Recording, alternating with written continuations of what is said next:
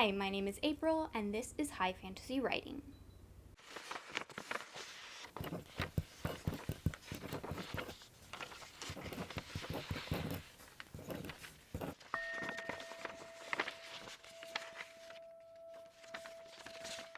My last Shadow and Bone video, I kind of went over my broad strokes first impressions of the Netflix's Shadow and Bone show versus the Shadow and Bone trilogy of books. There was too much to fit in just one video because there's so much to talk about because they changed so many things, and so many little nuanced things actually made big differences in the story itself as is presented to us from the books versus the TV adaptation. That broad overview went over plot points, the fact that we got out of Alina's head and we saw other characters, not strictly from Alina's point of view, and we got to see characters doing things when they weren't even around Alina, which we never actually got to see in the books, and the addition of characters from the Six of Crows series that actually weren't in the Shadow and Bone books. So with those broad strokes out of the way, I'll probably leave a title card somewhere up here for you to go back and watch that video if you haven't already.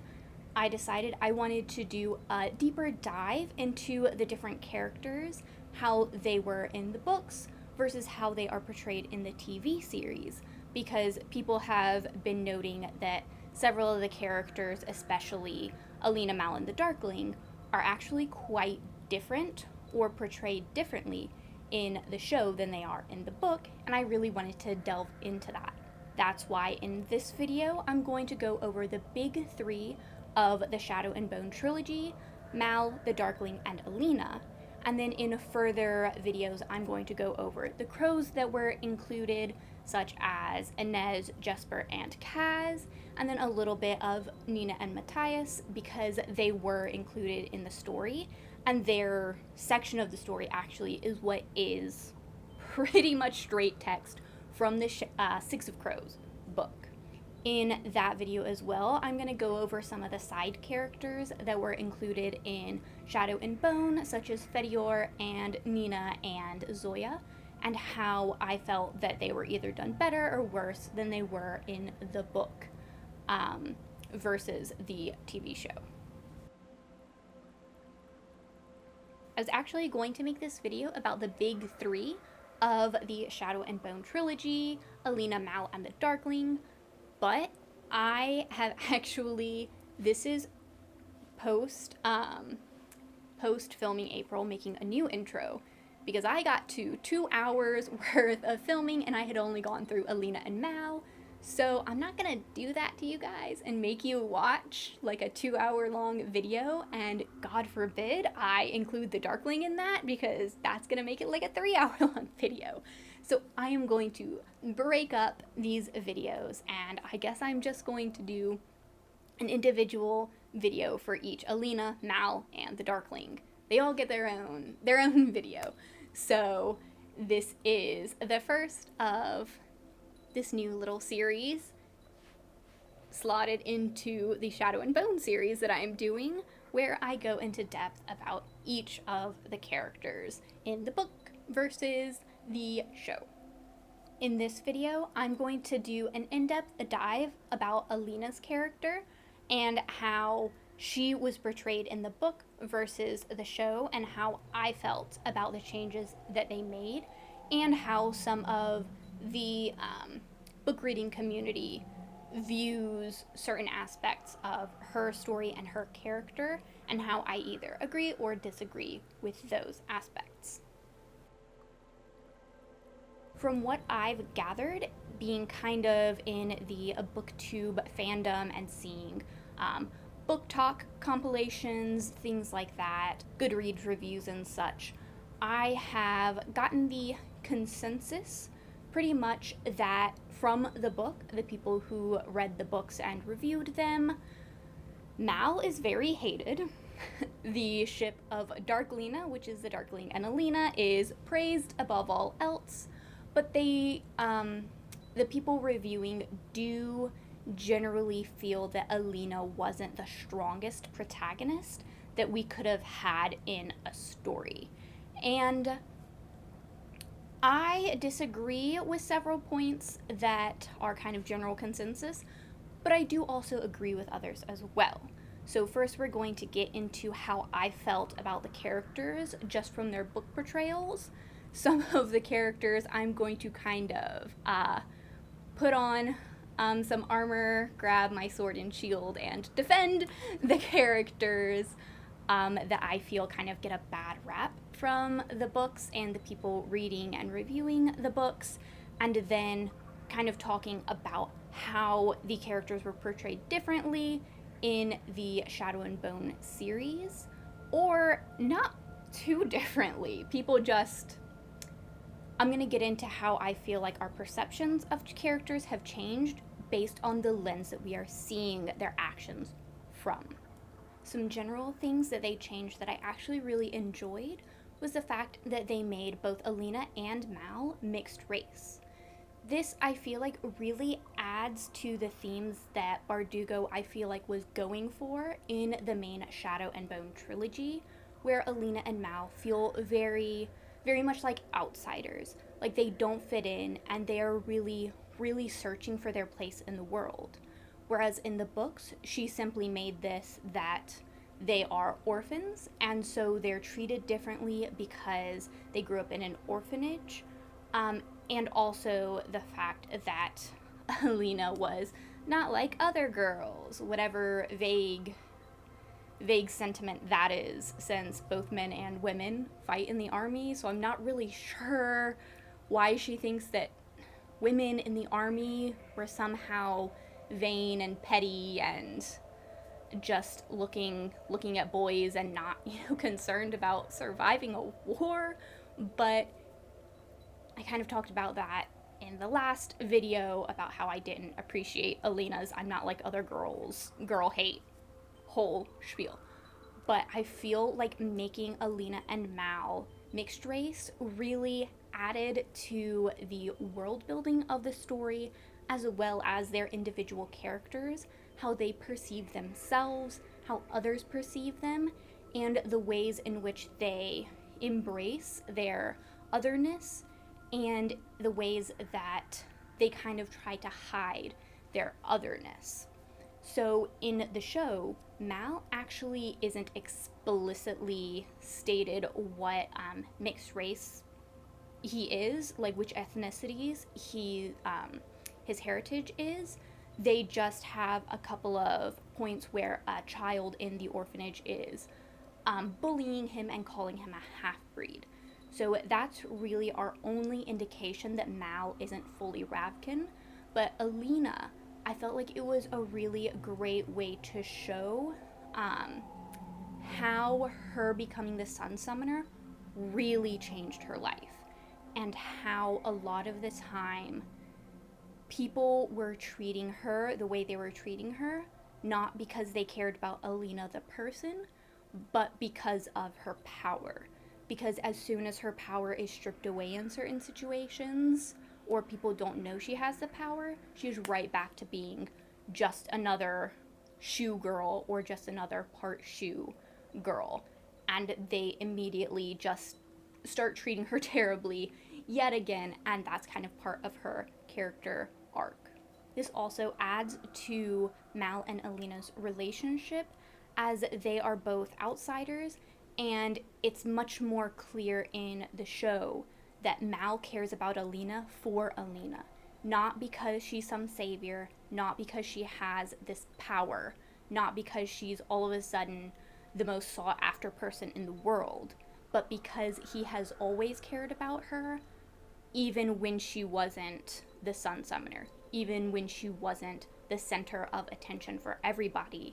She was still the center of attention for him because he genuinely was her friend, and he wanted to support her as friends. I also really liked how they aged up the Darkling and made him clearly much older than Alina and Mal, because in the books, canonically, Alina and Mal are 17 years old, and when Alina first sees the Darkling, she mentions how he couldn't possibly be any more than 2 or 3 years older than she herself was, which means that the Darkling in the books appears to be like 19, 20 years old, which doesn't really gel with the way I feel like people treat him, and kind of like creepily, he's sexually desired by pretty much everybody in the books.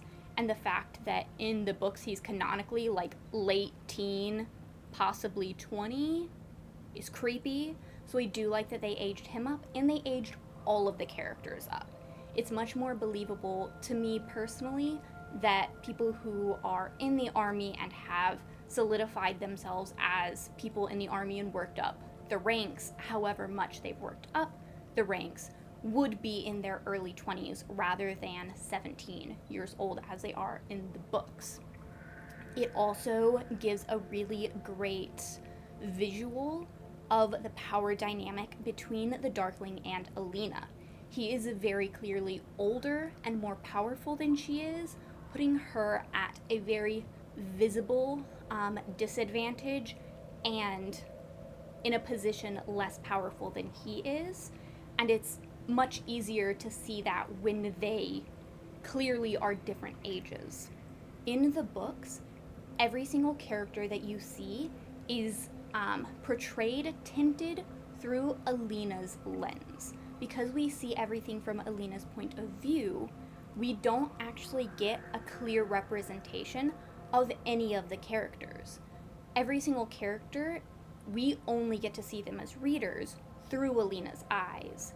So even if a character factually isn't doing something that Alina thinks they're doing, because Alina thinks they're doing it, that's all we as the reader sees. So if you are going for a story with an unreliable narrator, that can be a useful tool in your writing toolkit, I guess. But I don't feel like the Shadow and Bone trilogy was really intentionally written to have Alina be an unreliable narrator, which I personally feel like she is. I feel like the intent behind the Shadow and Bone trilogy was for the reader to really be able to put themselves in Alina's shoes and really see her emotional journey throughout this big high fantasy saving the world type of storyline. So I really appreciate the fact that the show took us out of Alina's point of view and we got to see characters from their own point of view. We didn't have to look at them in the way that Alina saw them. We got to see them standing on their own so that the watcher, rather than the reader, could make their own determinations about who they felt the characters were and how they felt about each character. Going into depth about each character, I am going to start with the Sun Summoner herself, Alina Starkov. In the books, Alina was the quintessential YA heroine of the time, largely blank slates for the readers to be able to put themselves into, so that the reader could feel like they were experiencing the world and the story themselves. This largely came across as the characters were the chosen ones, they were special, they didn't have a whole lot of personality on their own, because of course you as the reader want to insert your own personality into them. And a lot of the times the protagonists became very passive characters in their own stories. They had things happen to them. They weren't very active in shaping the story that they were in. Like I said in the previous video, when I first read the book, I really didn't like Alina.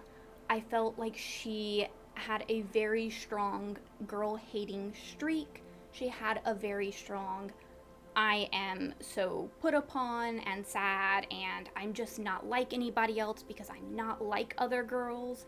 It wasn't particularly people treated her badly. It was just that I'm not like other girls. I don't care about makeup. I don't care about boys. But in the course of the story, really the only two things that took up her mind space were not liking other girls and being concerned about her love interests. And so that did not make me like her as a character. Once we got to the end of book 1, she made some decisions that I felt were very strong decisions, which was a leap from what she had been throughout the entire rest of the book. And I was really excited to see where she would go with her own decisions. And I was really intrigued about what the story was setting up for how the people of Ravka would view her and how they would treat her and how they would make her into a living saint. That concept of people actually worshiping Alina rather than just viewing her as a respected figure, but truly like being zealot worshippers of her was very fascinating to me, and I was really excited to see where Bardugo would take that. So even though I didn't particularly like Alina in the book, and especially book 1, I was still willing to give her a chance in the future books of the series. So moving on to the show and how they changed Alina, as many people have pointed out, the show does make Alina quite a bit more active in her role as the protagonist. This is still a chosen one plucked from obscurity, taken to a magical, different place where they are doted on and fawned upon and told their path in life type of story. That's just the type of story it is. So there will obviously be limits to the amount of choices a protagonist is allowed to make, especially when the premise is you are the only one with the power to save the country. If the goal that you just have to do, I mean, who is going to say, okay, yeah, I know that I'm the only one who can save the country, but I'm gonna be quirky and different and be active in my own story and not do that. Not many people are gonna do that, and that would be a very different tone of story that I don't feel like Bardugo was setting out to write. So obviously there is going to be a limit to how active Alina can be in shaping the story. She is going to, by the nature of the story, have to be taken away to the little palace to then learn how to control her powers, figure out some of the political stuff, and then in the end go to save the country, destroy the Shadowfold. So yes, she isn't the most active of all characters, but I feel like where they could, the writers of the TV show really pushed that she wasn't just sitting back and taking all of this. She wasn't being acted upon. She did take her moments of self-determination where she could. So I really appreciated that, one, the scar on her hand in the book, it was, she just forgot she was clutching a piece of pottery, and she hugged Mal, and she hugged him so hard that she didn't even realize that she was cutting her own hand and creating a scar on her hand. And that's a very passive way to receive a scar, is to just forget you have something sharp in your hand and you're just so excited to see your love interest that you cut your hand on it accidentally, and it leaves an indelible mark of your love. So that's how it was in the book, but I like how in the show it was an active choice she made to give herself a cut on her hand so that she could circumvent the Grisha testing. She actively chose to avoid being revealed to be Grisha or not Grisha because of her sense of loneliness and her desperately trying to cling to the one place she felt like she actually belonged in the world, which was with Mal. So I liked that they gave her an active role in her story with that choice. I liked how in the very beginning She actively got herself put on the mission to go into the Shadow Fold with Mal. In the books, Alina and Mal are just ordered, hey, you two are going into the fold to go over to Novosibirsk. And that's that. In the show, Mal is actually, surprisingly, put on the skiff to go over to Novosibirsk through the fold. Neither of them expected it, but both of them have a lot of trauma surrounding the fold because in the show, both of their parents died by going through the fold, and the fold is what killed them. So they have bonded over that as well, and they both have trauma surrounding the fold. When Mal is sent to go in and Alina is not, she decides to burn some maps so that she can be put on the skiff and go with Mal to try and defend him if she can, if the Volcra do attack them in the fold. So there was another aspect of her being active in her story. If she had never placed herself on that skiff, then it might have been years before she ever had the reason to go into the fold and then show her Sun Summoner powers. Some of the main changes that they made in the Darkling and Alina's relationship from the book was making Alina a lot more proactive in pursuing the Darkling as a romantic interest. In the books, the Darkling is pretty clearly manipulating Alina by preying on her romantic and sexual desires for him. When she starts asking questions that the Darkling doesn't want her to think about, the Darkling then kisses Alina, surprising her and titillating her because he's the dark, broody, super powerful guy that's super mysterious. And so he uses that as a way to manipulate her. Whereas in the show, they actually have Alina instigate the kiss with the Darkling herself. She has come into herself in the little palace and decided that she is really going to fully commit herself to being a part of the Second Army, a part of the little palace, and fully embracing this drive to help people, to help Ravka, to embrace her power and say, yes, I am the Sun Summoner. I do actually belong here. And the Darkling is somebody who I'm attracted to. He seems friendly towards me, and so she does instigate a kiss with him instead of the other way around, where she is just on the receiving end always of the Darkling's affections. Another aspect of this is when Alina actively goes to the war room one night and sees General Kerrigan looking over the battle plans, and she goes in and speaks with him. This is also very different from the books, because in the books, it's largely Alina going about her life in the little palace, and then the Darkling just showing up around her, and then talking to her, engaging with her. But in the show, Alina actually goes and seeks the Darkling out herself to interact with him, to ask him questions, to get to know him and her place in the little palace more. Because after all, he kind of was the first one to look at her and say, you belong in the little palace. So it does make sense that she would feel the strongest connection with him in particular, not even mentioning the fact that, shadow and light, two sides of the same coin type of attraction, magnetic stuff that clearly is a really cool idea to play around with. So she actively goes to the Darkling rather than having him just show up around her.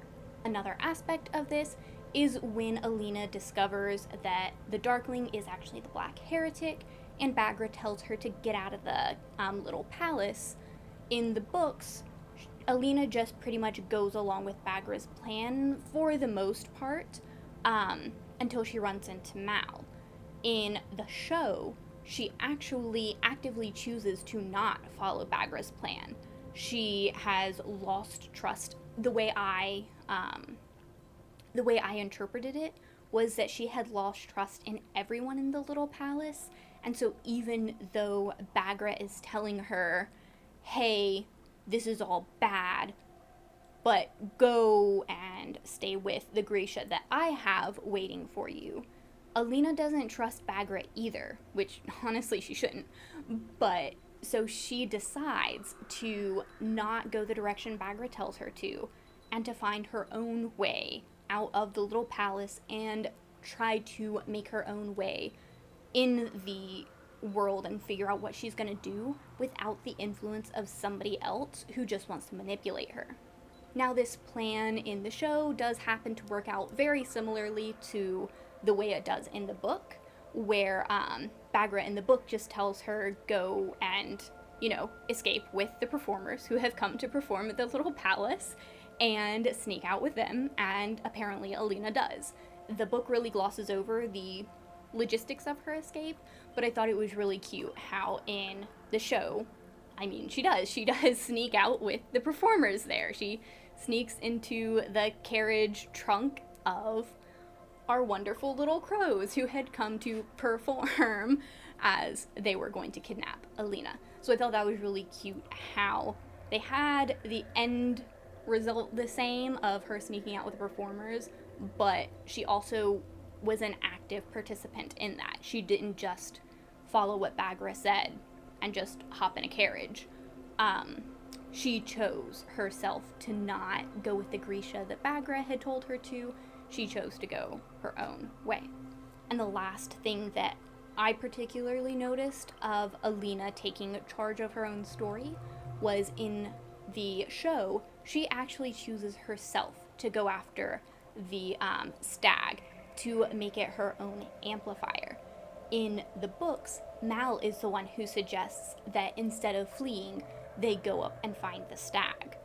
In the show, Alina is like, no, I'm going to take that upon myself.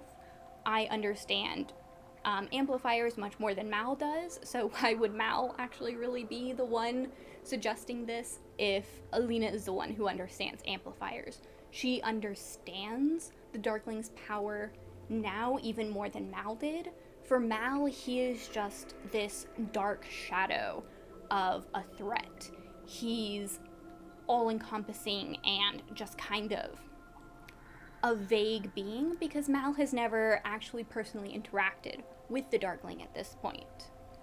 Alina actually does know personally who the Darkling is, and so it makes sense that she would be the one to say, hey, he's looking for this stag, we cannot let him get it. Just like Bagra said, we can't let him have that type of power, and Alina takes that power into herself to go and search out Morozsova's stag and make it her own amplifier before the Darkling can get to it.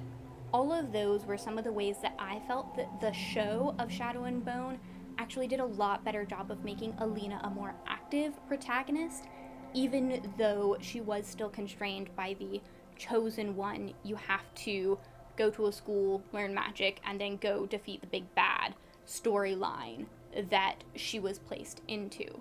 The show did a really great job of making her a more active participant in her story, but it was super great to actually still get her internal emotions and thought processes through her writing letters to Mal in the show. So a big concern with a lot of adaptations from books is that, especially if it's first person or limited third person point of view, the reader spends a lot of time in characters' heads where the characters aren't verbalizing what they're feeling. So it's very difficult for actors in an adaptation to portray all of that internal stuff without being too obvious about it. This is most notable with Kaz from the Crows section, because Kaz doesn't express emotions. His kind of purpose is to express an emotion that he is not feeling on the inside. So it's very, very difficult when you're adapting something to get that personalized internal monologue of the character that really gives a whole bunch of, characterization and motivations, and if a character isn't comfortable verbalizing it to somebody in the scene, then you miss a lot of that stuff in some adaptations. I felt that Shadow and Bone, having Alina write letters to Mal and having us as a viewers listen to her dictate these letters was a really, really great way of showing, number one, Alina's internal thought processes about everything that's going on with her, and two, her relationship and her feelings towards Mal. Because it's pretty obvious that they have strong feelings for one another, but her finally opening up in her letters and letting him know that, like, yes, you're my true north. That sweet little, back and forth that they have is a really great way for the reader, for the watcher, to be able to get the experience that the reader would have had by reading all of Alina's internal thoughts themselves. I actually personally felt like the letters that Alina wrote were written so well by the TV show writers that they showed me more of Alina's internal thought process than the entirety of the first book did. Like, in the entirety of the first book, we never really get how Alina is feeling, especially in her relation to how she feels about saints. We don't get much of that in the book itself, but in these letters, it just really drives home the idea with the watchers of the show that Alina and Mal have been on their own. They have truly been on their own. They have always known that nobody is coming to save them. The Grisha are all conscripted into the Second Army. The Grisha are not allowed to help poor little Abkhazias that don't have Grisha power. The Grisha aren't in local hospitals. They aren't helping crops grow by bringing in rain. They aren't helping average people. They have all been conscripted into the army, and their sole purpose in all of Ravka is to fight in the war. So Lena and Mal don't see the Grisha as some great saviors capable of miracles, because they have never been on the receiving end of one of those miracles. They specifically do not heal the First Army soldiers. They only heal Second Army soldiers. So all the First Army, even though they fight side by side with the Grisha, they know that the Grisha are not coming to save them. The Grisha are out to save themselves, and the First Army are kind of seen as cannon fodder along the way. I really like how these letters also expanded on the idea of Alina not understanding how she's supposed to use her powers, how she is supposed to square with the fact that her entire life she had no idea she was capable of these things. And now all of a sudden she can summon sunlight, and the entire nation is staring at her, saying, "You are the only chance we have," and the type of pressure that puts on her and her fear of failing them.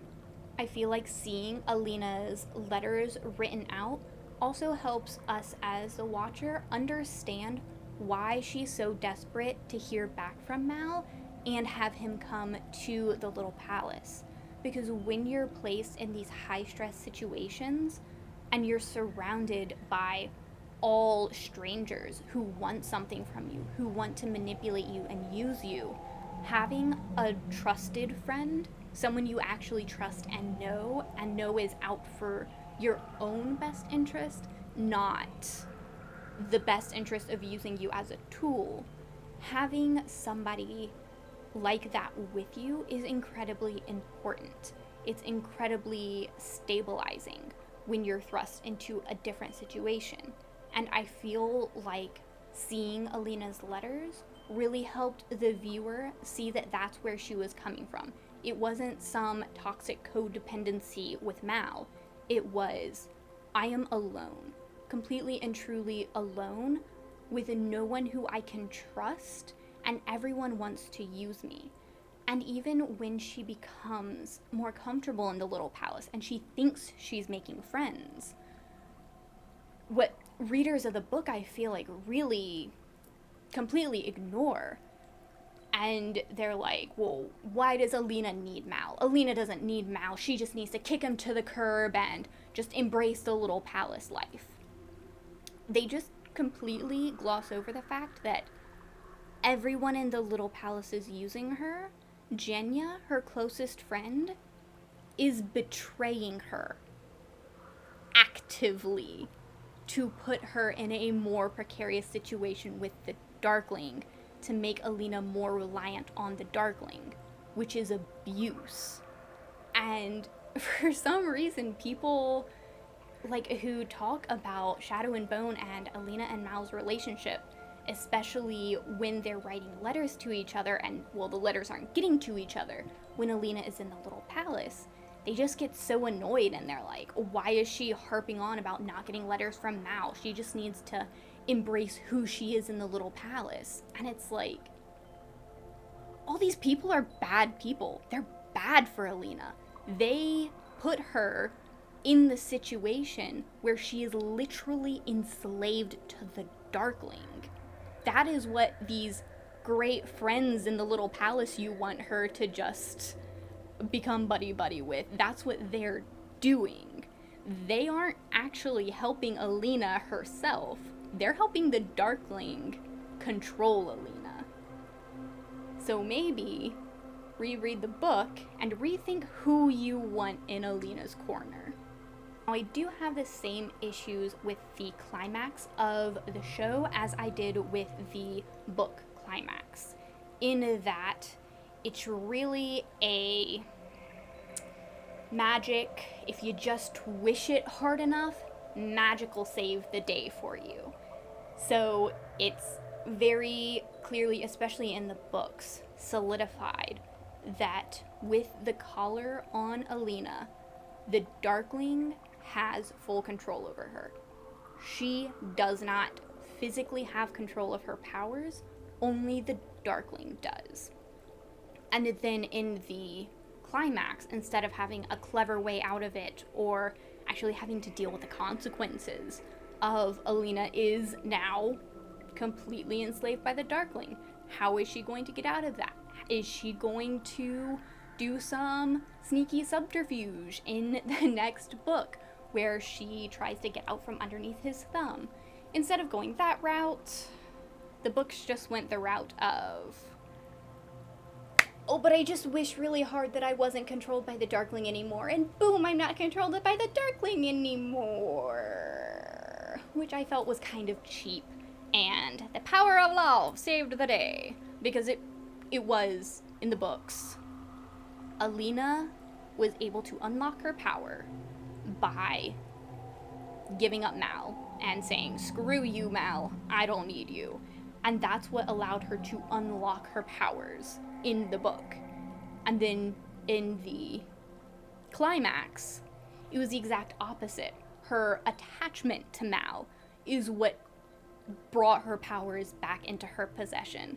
So I felt like that was really unclear storytelling, or just outright contradictory storytelling and contradicting the setup rules of the world.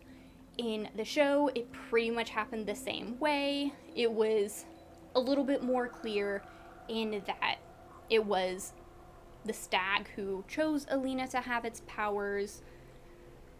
You would think that if it chose Alina to have its powers and she was able to control it herself, she would have been able to do it from the beginning, but whatever. Magic saved the day.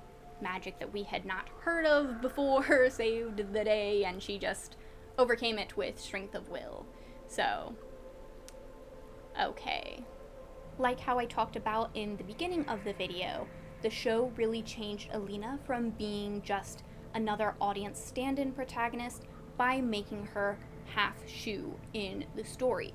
So everybody couldn't just, she wasn't just this gray character that you could slap yourself onto. She was a character in and of herself. She was her own person, not just a shell for you to step into as the viewer. And I felt like this was a really great choice because, number one, it does give representation for mixed race people who are watching the show. It's a lot more concrete in the ways that she feels like an outsider rather than just the vague, oh, I'm not like other girls, so I'm an outsider, or oh, I'm an orphan, so I'm an outsider. But it's like a lot of people in Ravka are orphans, so that's not really too much of being an outsider. But having her be part Shu, which is an enemy that they have been fighting, really gives her a concrete reason as to why people treat her differently, as to why she feels about herself the way she does, and to make her feelings of being an outsider very concrete rather than vague. So now I am going to get on a little bit of a soapbox about Alina and Mal's relationship as it is portrayed in both the books and in the show. Because I personally do not feel that the criticisms of Mal and Alina's relationship in the book are valid. Really at all. Like, I feel like a lot of the arguments made against Melina are made in very bad faith or very poor reading, critical reading of the texts. So like I said at the very beginning, the books are strictly through Alina's point of view. So we only see Mal through her lens. And especially in the beginning of the first book, Alina is so self-depreciating that it is impossible for her to think that anyone would be interested in her. It is just completely unbelievable for her to believe that Mal could feel anything more for her than for him to think of her as just his little friend from Karensen. I believe that it's part of her character arc that she begins to feel like she is worthy of love. She is worthy of Mal be thinking of her as more than just a friend. In the beginning, yes, to anybody who doesn't critically read and think that, and, consciously realize that this is from Alina's point of view, this might not actually be how Mal feels. If you just take Alina at her word, then yes, Mal just sleeps around with everybody, and Alina is just an afterthought to him. Even though that's not at all in the text of the book, that is really how people that I have seen interpret Mal's actions. I mean, Mal goes and seeks Alina out in the middle of the night to, hang out with her before they go into the fold. He's purposely going out of his way to hang out with Alina, in strange times of day. He is pretty clearly somebody who cares about Alina and doesn't just think of her as an afterthought. So, even in the text, it's very clear that he does care more about her. Alina, just through her own lens, views these actions as, oh, he's just saying hi to me before he goes and has sex with Zoya, which we find out in later books that he actually does not. So, everybody who's like, oh, Mal's just sleeping around with everybody until Alina gets powers, and then he wants the powers like he wants her for himself, that's not what happens in the text. Anyways, the main thing that I hear about Mal and Alina's relationship, which I just touched on earlier with their letters, is that a lot of people claim that Mal and Alina's relationship is very codependent and not a healthy relationship. They are way too dependent on one another, and they aren't capable of being their own individual people. I strongly disagree with that assessment of their relationship.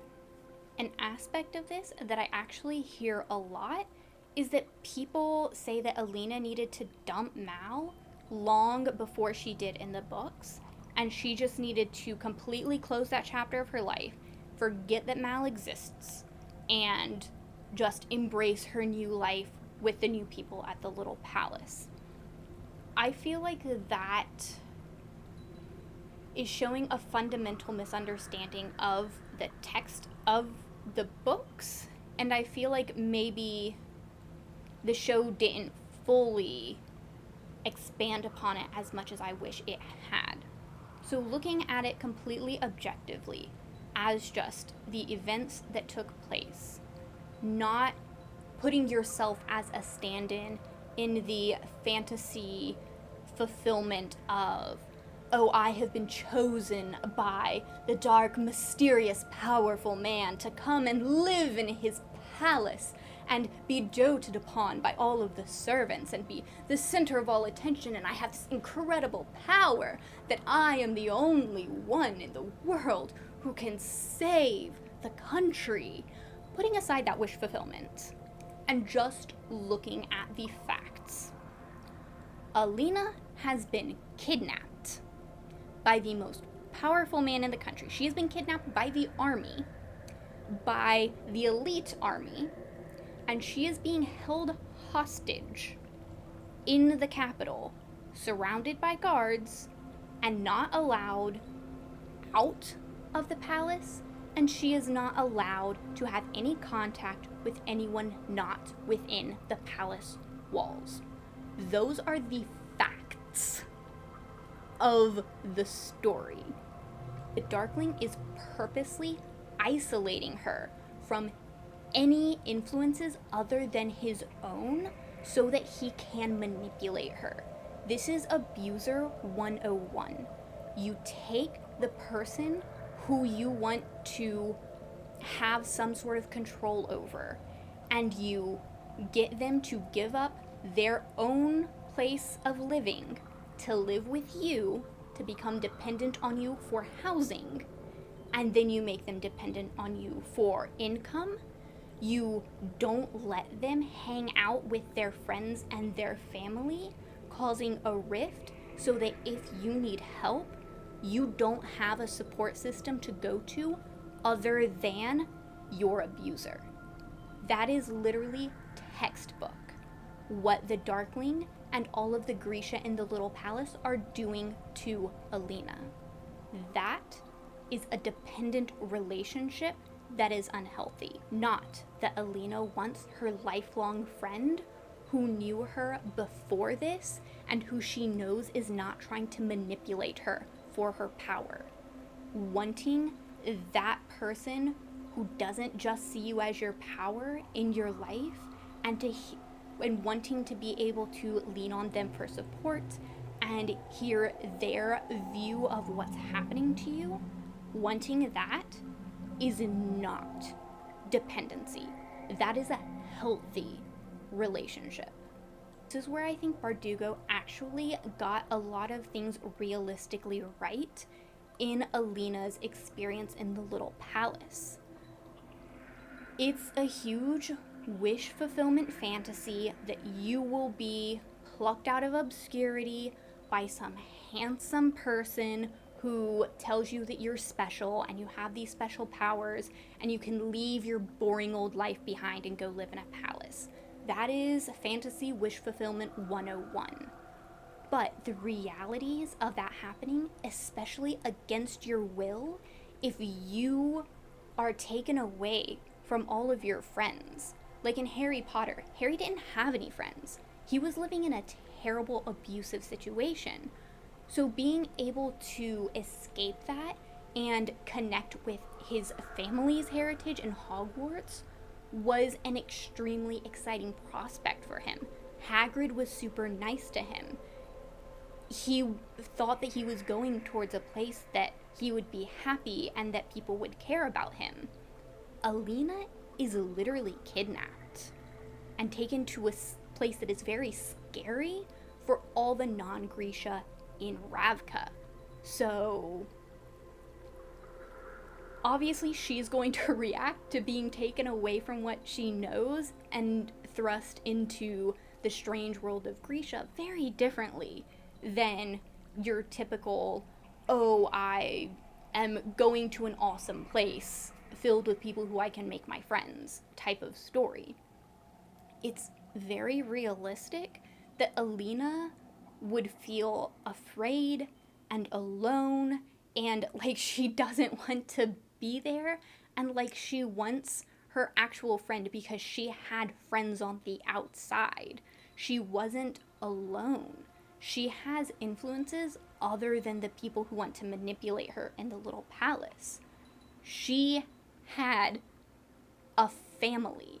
Mal is her family, and she was kidnapped from him. It doesn't make sense that somebody wouldn't want to contact their family after they've been kidnapped. And if you want to prove that you're not kidnapping somebody and holding them hostage, maybe you let them talk to their family. Maybe. A thing that I hear a lot from people criticizing Alina is that she just needs to suck it up and train so that she can save everybody because she's supposed to be the savior of the world. So forget about the fact that you've been kidnapped and held hostage and the people who are training you to use your powers are trying to use you in their own way. Forget about that. Don't turn on your brain. Don't critically think about anything people are saying in the little palace. Just accept it as facts and get over it. Become who you were meant to be and shed your old life. What? What are you talking about? She is being manipulated from all sides. She is trying to learn how to use her power, but yeah, she does still feel like this isn't the healthiest way for me to learn how to be a Grisha, because it's really not. Baghra just abuses all of her students and calls it teaching, or tough lessons, because she definitely wouldn't call it love. She is taught a toxic way of embracing her powers, especially in the show, because the Baghra uses physical assault to get Alina to embrace, to like kind of spark her power. Baghra uses emotional abuse to get Alina angry and spark her powers, rather than having it come from a place of self-reliance and confidence. The way that Alina is taught to use her powers in the show is not to protect people and to come into her own, like she first showed them when she was protecting Mal and, well, herself in the show, from all of the Volcra. That was an expression of protection and love, and I want to do everything in my power to protect people. Whereas when she's being taught in the little palace, it's very much so, I will physically hurt you if you don't start using your powers, and you need to get angry to use your powers.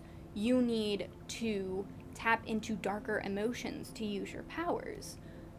It's very reasonable that Alina would think, I could learn my powers so much better if I had like a loving, supportive friend with me. That's not weak. That's not a codependent relationship. That is a very real human need, to have a support system around you and to have people who actually care about you around you. That's a good thing, actually. I'll address this more in Mal's section as I talk about how he specifically reacts to Alina and her power in the books. But the last note I want to make about Alina and embracing her power in the Little Palace is that some of the criticisms about Alina not being able to embrace her power because of how she fears that Mal is going to react those are legitimate criticisms. Does Alina need to stop denying who she is and embrace the fact that she does have Grisha power? Yes. Does she need to really interrogate the idea she has that her having Grisha powers is going to push Mal away? Yes, she does need to deal with that and hopefully come to the conclusion that no, he's not going to push you away. But I feel like, especially through the letters that we saw her writing in the show, Alina has a lot of internalized, well, it could be likened to any type of internalized negative feelings towards your identity. She has never looked at Grisha as good figures. She has never looked at Grisha as anything other than those people who think they're better than us. They get better medical care, they get better positions in the army, they're cared for more, they literally live in a palace while we live in squalor. So it's normal that when she finds out that she herself is Grisha, that she would have a hard time separating the way society has created Grisha to treat others and the societal place Grisha have. She would need to be able to separate that with just straight Grisha powers. Just because she has Grisha powers doesn't mean that she is going to become like the ones in the little palace who sit in their lavish bedchambers and never have to do a hard day's work. Not really. Not like the poor Akazatsia people do. Does she need to address that internal strife of hers? Yes. Yes, she does. But is the only way for her to do that to say that Mal doesn't matter anymore and give up all her care for Mal? No. Because clearly, in the book, she immediately trades her love for Mal with attraction and pursuant of the Darkling. So it's not like she's come into her own and no longer needs anybody, because she immediately jumps from Mal to the Darkling instead of standing on her own 2 feet and just being Alina without the need for a love interest in her life. I feel like if Mal had been allowed to stay in her life, she would have been able to accept her being Grisha a lot faster, and her training would have worked a lot quicker and better, and her powers would have flourished a lot healthier if she had that support system who was there, who she knew cared about her. I feel like that would have actually helped her with her Grisha powers rather than held her back like so many reviewers seem to think would have happened. I feel like the show did a really great job of showing how close Alina and Mal had been before Alina had been taken to the little palace, to make it feel much less like a little girl pining after a guy who didn't give her the time of day, like people interpreted book Mal to be, which again, I don't agree with, but I feel like the show really put it in your face and made it so that you could not try to interpret it that way. It made it very clear that no, they are lifelong friends who, are very close, as lifelong friends usually are.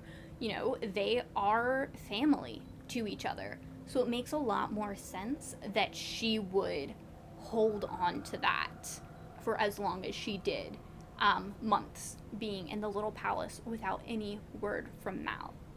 So those are my thoughts about Alina and how she was portrayed in the book versus the show. And in the next video, I'm going to go over Mal and how I feel like the Shadow and Bone TV series differed or was actually sneakily the same as the way Mal was portrayed in the books. Because if you remember, a lot of Mal's stuff happened off screen in the books, but it actually happened on screen in the show, which makes a really big difference in the portrayal of his character. So look forward to that, and after that, I am going to have a video of the Darkling and how the Darkling was changed, which I feel like is probably going to be the most popular one because who doesn't love the Darkling? As a concept, I love the character. I know I was just talking about how abusive he was, because he is. He's terrible. He's horribly abusive. But he is a very interesting character that I do enjoy reading. So, just as a note, like, that's possible. You can totally love the, like, concept of a character and love reading them, but also acknowledge that they're a piece of shit and they're abusive, and no, you don't want to meet them in real life. No, you don't want that out of your relationship. No, you don't think that it would be healthy for the protagonist to get with that person. So, it's all about your mindset when you're reading about characters and how you choose to defend the, defend the indefensible. Like a psycho murderous abuser. So look forward to those videos after that. Like I said in the intro, I'm going to go into the crows and the side characters of Shadow and Bone, the TV series, versus how they're portrayed in the books. Alright, well, I hope that y'all have a wonderful rest of the day, that you do stick around for those follow-up videos, and happy writing! Bye!